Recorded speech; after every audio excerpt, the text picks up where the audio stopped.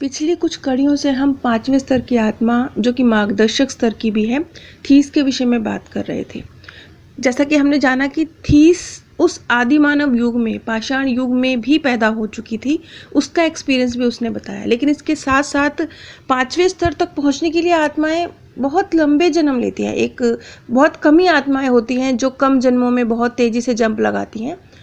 जैसे कि थीस के मामले में, थीस ने न सिर्फ आदि मानव युग में, पाषाण युग में इस धरती पर जन्म लिया, लेकिन इस बीच उसने कुछ दूसरे प्लेनेट का एक एक्सपीरियंस भी बताया, जिसमें वो एक दूसरे प्लेनेट पर भी जन्म ले चुकी थी। यहाँ पर कुछ एक बहुत इंटरेस्टिंग केस का मैं जिक्र करने जा रही हूँ, जिसमें जिन लोगों का पास्ट लाइफ रिग्रेशन हुआ, जैसे कि थीस के केस में, थीस की मुलाकात अनजाने में, अब ये कुदरत की तरफ से है लेकिन थीस की नज़र में अनजाना है, तो थीस की मुलाकात एक ऐसे व्यक्ति से हुई जो उसी की तरह उस प्लेनेट से ताल्लुक़ रखता था जिस प्लेनेट पर कभी थीस ने जीवन जिया था, और उस प्लेनेट का अब विनाश हो चुका था। वैसे ही जैसे कहते हैं कि एक दिन ऐसा आएगा जब धरती का विनाश हो जाएगा। वैसे मैं तो ये नहीं मानती कि धरती का विनाश हो जाएगा। हाँ, धरती खाली हो जाएगी, जंगल ज़्यादा हो जाएंगे और मनुष्य सिर्फ उच्च स्तरीय आत्माएं, चंद आत्माएं इस धरती पर रह जाएंगी।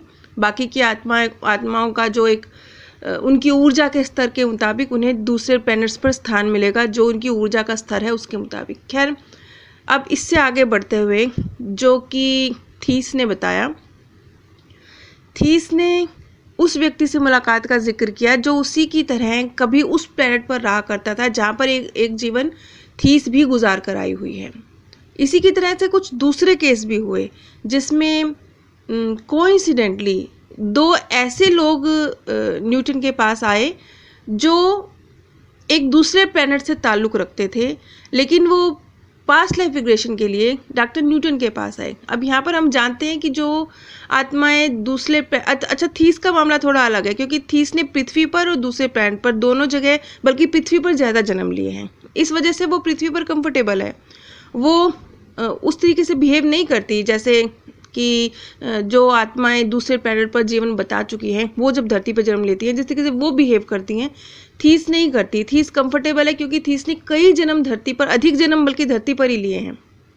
अब डॉक्टर न्यूटन के पास इस तरह के भी कुछ व्यक्ति आए जो दूसरे प्लैनेट पर जीवन जी चुके थे। अच्छा, यहाँ पर एक बात और मैं स्पष्ट करना चाहूँगी कि न्यूटन ने भी इस तरह का कोई जिक्र नहीं किया कि उनके पास कोई ऐसा केस आया हो जिसने पहले धरती पर जानवर रूप जिया हो या कीड़े मकोड़े का रूप जिया हो। इस तरह का कोई केस उनके पास नहीं आया।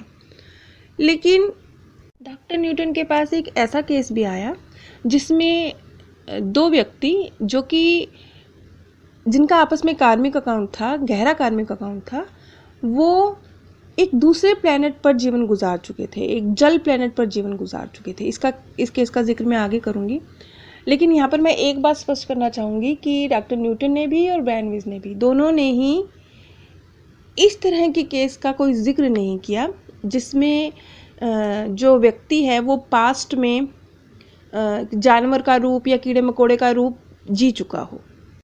लेकिन यहाँ पर ब्रैनविज ने ये बात स्पष्ट बोली है कि ये सही है कि उनके पास ऐसा कोई केस नहीं आया जिसमें पास्ट बर्थ में कोई व्यक्ति जानवर रूप में हो, लेकिन वो ये मानते हैं कि इसकी पूरी संभावना है कि जो आज मनुष्य रूप में है वो पास्ट में जानवर रूप में रहे हों, लेकिन शायद उस बर्थ की यादें नहीं हैं मन में।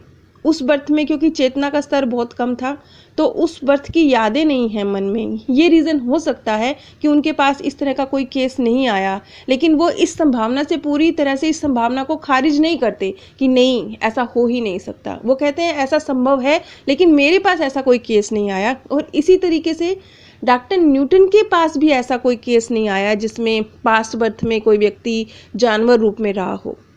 लेकिन यहाँ पर इस थ्योरी को समझा जा सकता है कि शायद यदि जानवर रूप में रहते भी हैं तो भी यादें नहीं रहती, इसलिए इस तरह का कोई केस दोनों ही, डॉक्टर न्यूटन और ब्रैनविज दोनों के ही केस में सामने नहीं आया। हाँ, लेकिन न्यूटन के पास इस तरह के कुछ एक केसेस आए जिसमें जो व्यक्ति दूसरे प्लैनेट से ताल्लुक़ रखते थे। अब हम वापस थीस के केस पर आ जाते हैं। थीस ने जब वो एक्सपीरियंस अपना बताया जिसमें वो दूसरे प्लेनेट से ताल्लुक़ रखती थी। तो उसने बताया कि वो एक उड़ने वाले जीवों का प्लेनेट था जो कि अब नष्ट हो चुका है, वो जगत ख़त्म हो चुका है। लेकिन जो कुछ भी थीस ने बताया उससे हम ये समझ सकते हैं कि वो जो ग्रह है वो सूरज के एक नए तारे की अवस्था में जा रहा है। आगे जो उस प्लेनेट के बारे में थीस ने बताया, उसने कहा कि वो एक सीलन भरे जंगल में रहा करती थी और वहाँ रात के वक्त आसपास इतने सितारे होते थे कि बीच में जो अंधेरी रेखाएं हैं वो दिखाई ही नहीं देती थी। और जो कुछ भी थीस ने बताया उससे अंदाज़ा लगाया डॉक्टर न्यूटन ने कि शायद वो हमारी आकाशगंगा के बीच में कहीं रही होगी।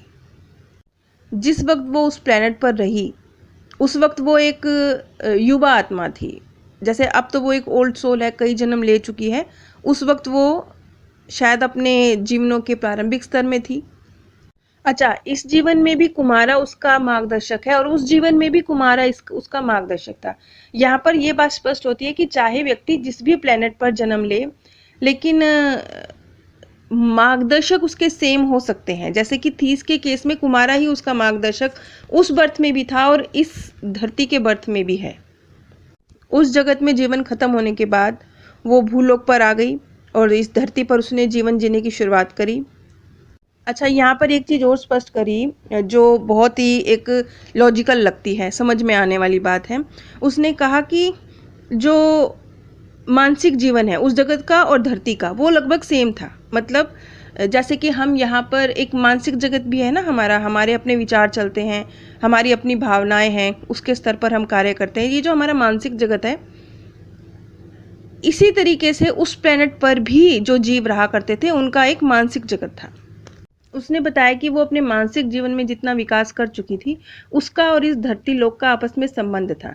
यानी अगर वो पृथ्वी प्लेनेट पर आई भी तो इस वजह से आई क्योंकि उसके प्लेनेट और पृथ्वी प्लेनेट में कुछ सिमिलैरिटीज़ थी, वहाँ के यहाँ के जीवन में कुछ सिमिलैरिटीज़ थी।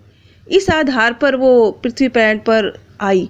ये नहीं कि ऐसे ही किसी को भी किसी भी प्लेनेट पर भेज दिया जाता है, उसका भी एक आधार होता है।